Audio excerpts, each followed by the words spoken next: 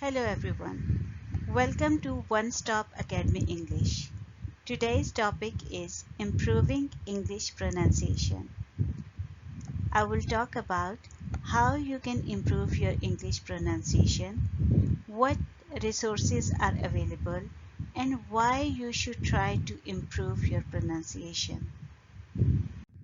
Let's address the why part first.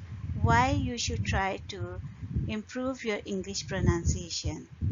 Is the purpose to sound like a native speaker? The answer is no. You shouldn't try that. Why?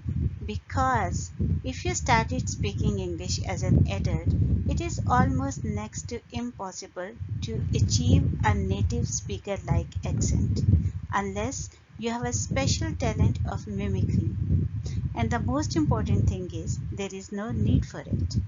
If you have an accent, it's part of your identity, and accents are beautiful. So you should try to improve your pronunciation to understand other people better and to be understood. If you know the rules of pronunciation, it will help you understand others, and the others can understand you better if you have practiced your pronunciation over the time.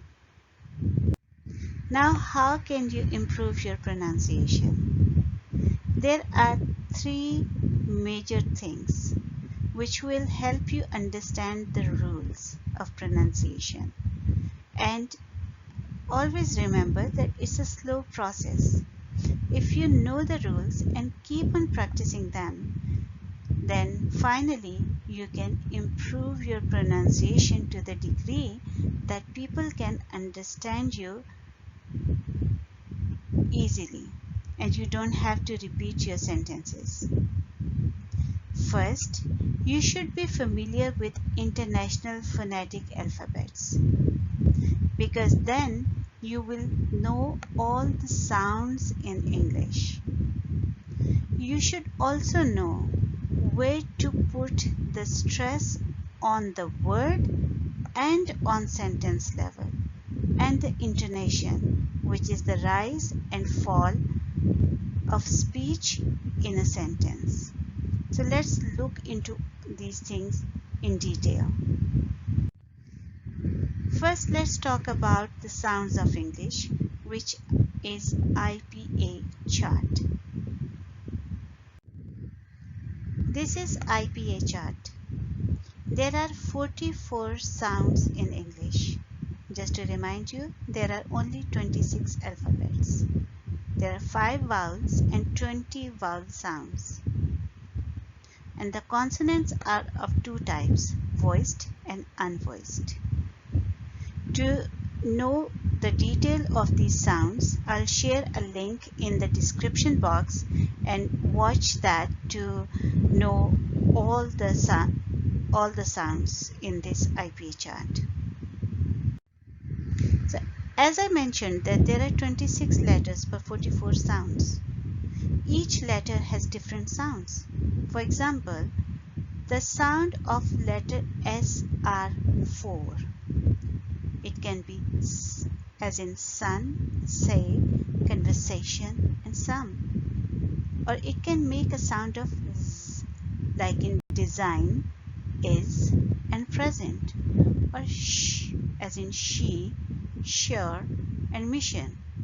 Or j as in vision, television, and measure. Another example is the words ending with ed. The ed sound is different in different type of words, such as helped, it ends with t, called, it ends with d, and wanted, it ends with id. So ed is pronounced differently in all these words. You can see the detail in one of the video I have posted before.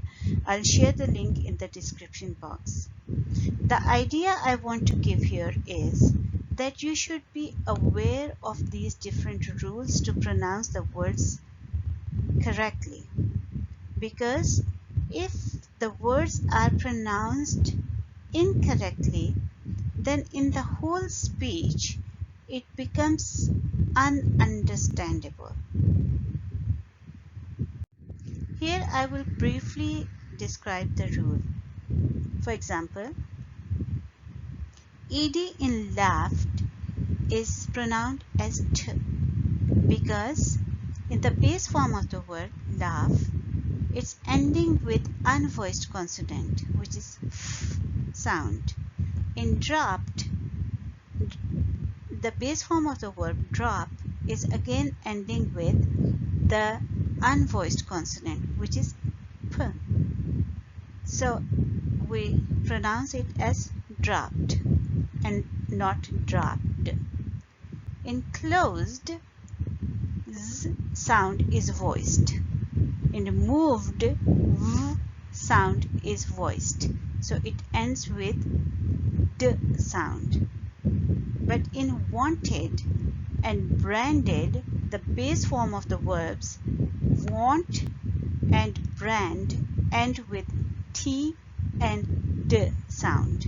So in that case, we will pronounce ed as id.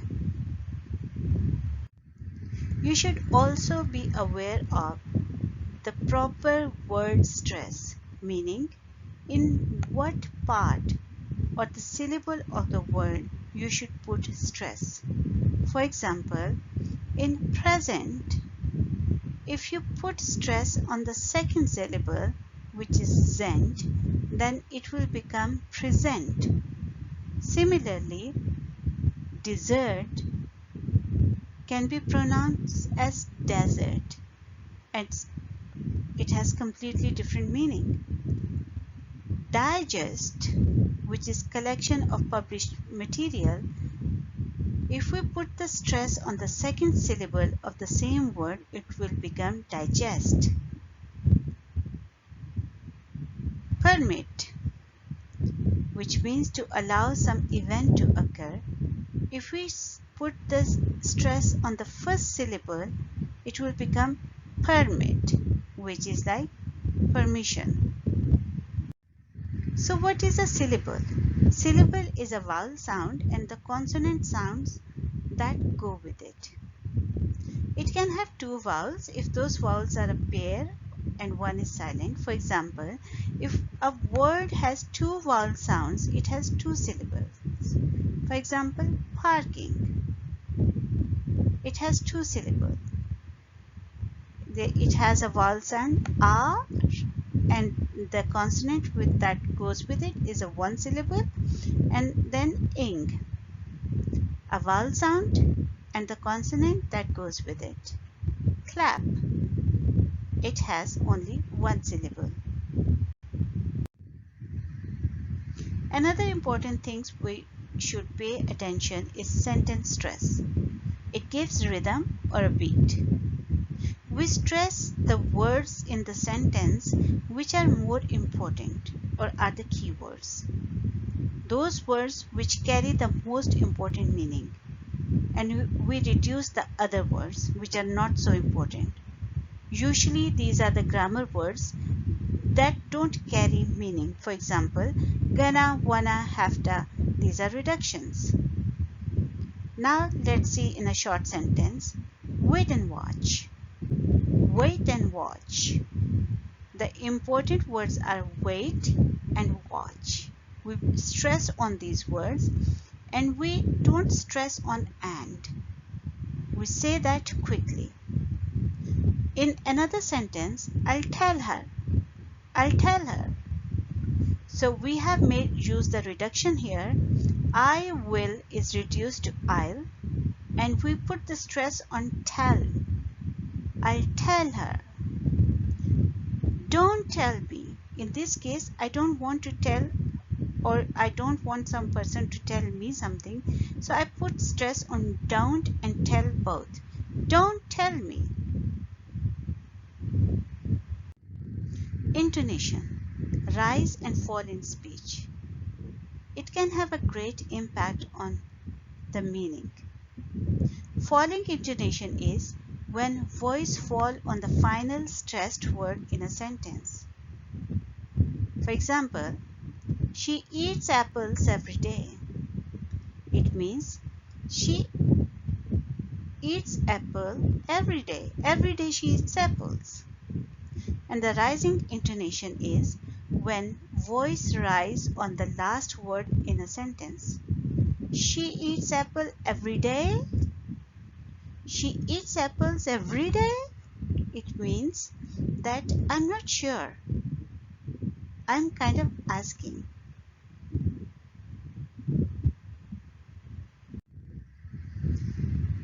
Thank you for watching. I hope that this video was helpful for you.